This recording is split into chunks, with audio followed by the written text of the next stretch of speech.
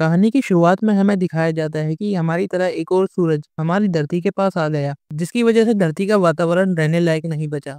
इसलिए वैज्ञानिकों को समझ में आ जाता है कि अब हमारी धरती रहने लायक नहीं बची। इसलिए वो जमीन की गहराइयों में एक शहर का निर्माण करते हैं, जिसे सिटी ऑफ एम्बर कहा जाता है। ये यहाँ 200 साल तक रहेंगे, क्योंकि वैज्ञानिकों का मानना है कि 200 साल बाद धरती का वातावरण रहने लायक हो जाएगा और इन्हें यहाँ 200 साल तक रहना होगा और 200 सालों तक इन्हें धरती की गहराइयों में ही रहना होगा। अब ये लोग यहाँ से निकलने का एक नक्शा भी बनाते हैं, जिसे एक खास बॉक्स में रखा जाता है और उस बॉक्स पर 200 साल का टाइमर लगा दिया जाता है, ताकि जो आने वाली जनरेशन है उन्हें यहाँ से निकलने का रास्ता मिल जाए। अब उस बॉक्स को एक मेयर को दे दिया जाता है और वो मेयर मरने से पहले उस बॉक्स को अगले मेयर को दे दिएगा। ऐसे ही समय बीतता रहता है और वो बॉक्स अलग अलग मेयर के पास जाता रहता है। तभी अचानक छठे मेयर की मृत्यु हो जाती है, इसलिए वो मेयर उस बॉक्स को सातवें मेयर को नहीं दे पाता। अब वक्त बीतता रहता है और लोग उस बॉक्स के बारे में भूल जाते हैं और वो बॉक्स 200 साल बाद अपने आप खुल जाता है। इसके बाद वो जनरेटर जो पूरी सिटी को इलेक्ट्रिसिटी देता है, उसमें भी खराबी आने लगती है और फूड सप्लाई और मेडिसिन भी खत्म होने लगती है, क्योंकि यहाँ पर हर चीज़ को 200 साल के लिए ही रखा गया था और 200 साल पूरे हो चुके हैं। अब हमें एक स्कूल में कुछ बच्चों को दिखाया जाता है जो अपनी बेसिक एजुकेशन को पूरा कर चुके हैं, जिसके बाद इन सबको एक एक पर्ची निकालने को कहा जाता है। दरअसल उस पर्ची में उन लोगों के काम बटे होते हैं और जो काम पर्ची में आता है उन्हें इन्हें पूरी जिंदगी करना होगा। यहीं पर डोम नाम का एक लड़का होता है और जब वो अपनी पर्ची निकालता है तो उसमें पोस्टमैन का काम आता है, जिसे देखकर वो खुश नहीं होता, क्योंकि वो हमेशा से एक जनरेटर का काम करना चाहता था, क्योंकि उसके पिता भी जनरेटर मैकेनिक हैं।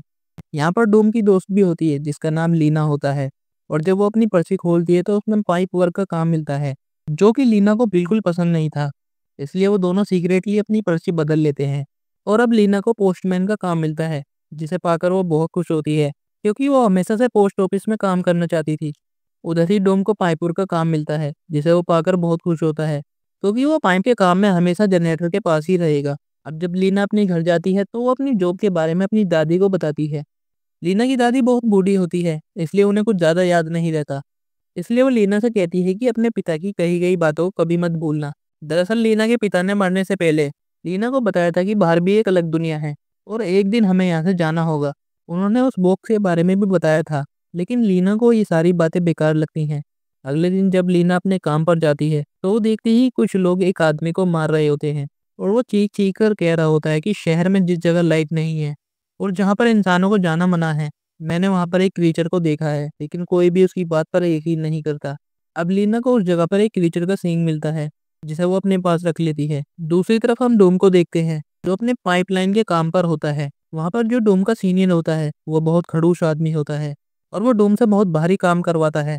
डोम उसे कहता है कि यहाँ पर जो पाइपलाइन खराब है मैं उन्हें ठीक करना चाहता हूँ, लेकिन उसका सीनियर उसे मना कर देता है। वो कहता है कि तुमसे भी पहले यहाँ पर जितने भी लोग आए हैं सभी ने उस पाइपलाइन को ठीक करने की कोशिश की, लेकिन कोई भी उस पाइपलाइन को ठीक नहीं कर सका। अब डोम किसी भी तरह से उस पाइपलाइन को ठीक करना चाहता था, इसलिए वो अपने सीनियर की जेब से उस पाइपलाइन का नक्शा चुरा लेता है। अब वो नक्शे को देखकर आगे बढ़ने लगता है।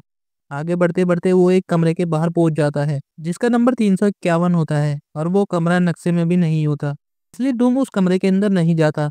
अब वो ऐसी जगह पर पहुंच जाता है जहाँ पर बहुत सारा खाना रखा था।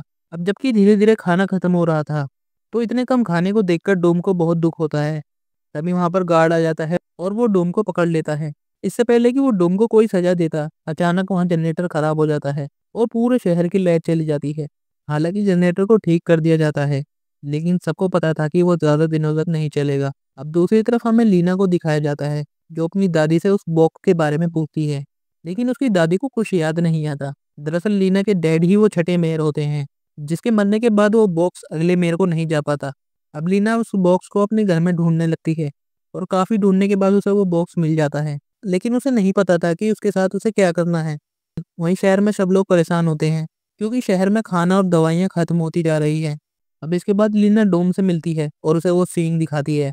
डोम उस सींग को लेकर अपने डैड को दिखाता है और उसके बारे में पूछता है। उसके पिता बुक से बताते हैं कि ऐसा सींग दुनिया में किसी भी क्रीचर का नहीं था। डोम के पिता उसे ज्यादा कुछ नहीं बताते, क्योंकि उसके पिता नहीं चाहते थे कि डोम इस जगह को ज्यादा एक्सप्लोर करे।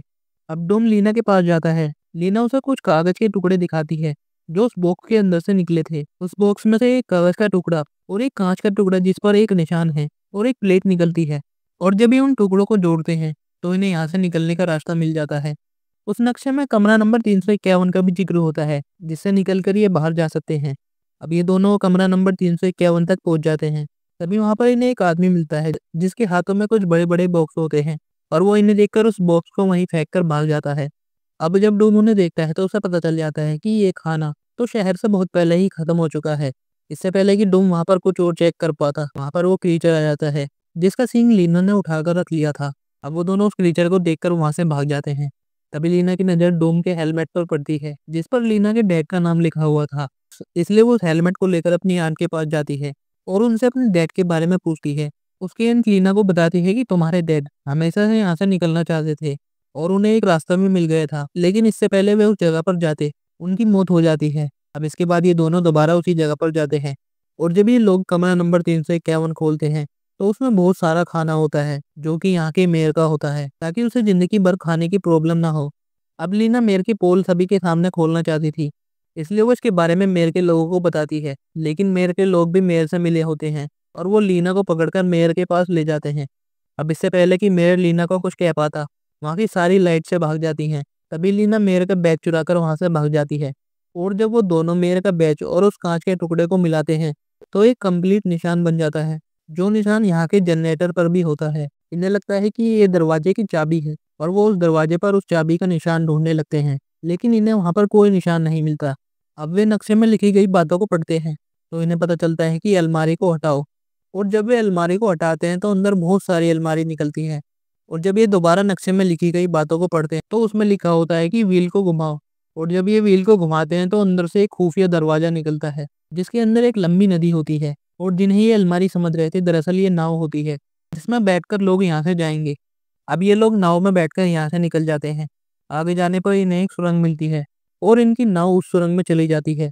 और जब ये सुरंग से बाहर निकलते हैं तो इन्हें वहाँ पर कुछ रोशनी दिखाई देती है। अब ये उस रोशनी का पीछा करते करते बाहर निकल जाते हैं। बाहर निकलने के बाद भी ये लोग खुश नहीं होते, क्योंकि बाहर भी इतना ही अंधेरा होता है जितना कि जमीन के अंदर होता है। और जब सूरज निकलता है तो ये देखते हैं कि धरती पूरी तरह से हरी भरी हो चुकी है। दरअसल इन 200 सालों में धरती पूरी तरह से बदल चुकी है। और अभी ये वहाँ पर एक पक्षी को देखते हैं और जब ये उस पक्षी का पीछा करते हैं तो इन्हें आगे जाने पर एक बहुत बड़ा गड्ढा मिलता है और जिसमें देखने पर इन्हें अपना शहर भी दिख जाता है। तभी इन्हें एक आइडिया आता है और वो उस नक्शे को एक पत्थर में बांधकर नीचे फेंक देते हैं और वो नक्शा नीचे जाकर डूम के डैड को मिल जाता है। इसी के साथ ये मूवी यहीं खत्म हो जाती है। आई होप आपको ये वीडियो अच्छी लगी होगी।